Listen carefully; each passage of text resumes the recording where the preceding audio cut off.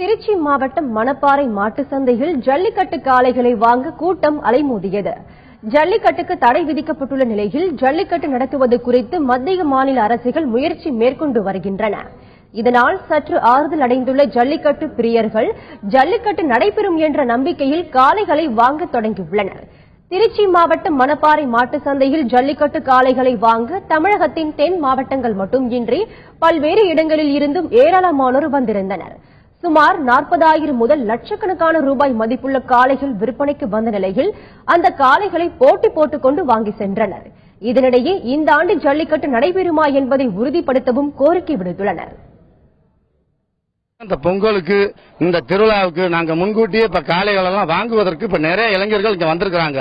மத்திய அரசு மேலையும் மாநில அரசு மேலையும் இருக்கிற ஒரு நம்பிக்கையை வச்சு இளைஞர்கள் எல்லாம் மாடு வாங்குவதற்கு இப்ப நாங்க மணப்பாறை சந்தை நோக்கி நிறைய ஒரு 200 இளைஞர்கள் அவங்க சொந்த செலவுல கொஞ்சம் கடின கப்பியை வாங்கிட்டு இந்த வீர விளையாட்டை நாங்க நடத்தணும், மத்திய அரசு மாநில அரசு எங்களுக்கு உறுதுணையாக செயல்படும் என்று சொல்லி எங்களுக்கு எல்லாருமே நாங்க ஒரு ஆர்வமாக மாடு வாங்க வந்திருக்கிறோம்.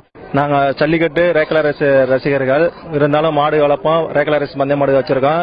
இது 1 வருஷ காலமா 1.5 வருஷ காலங்களாக தடைப்பட்டதுனால நாங்க ரொம்ப பாரம்பரிய காலமாக உள்ள விளையாட்டு ஒரு 1.5 வருஷ காலங்களாக தடைப்பட்டதுனால நாங்க பெரும் மன உளைச்சலும் மன வருத்தமும் பட்டிருக்கோம்.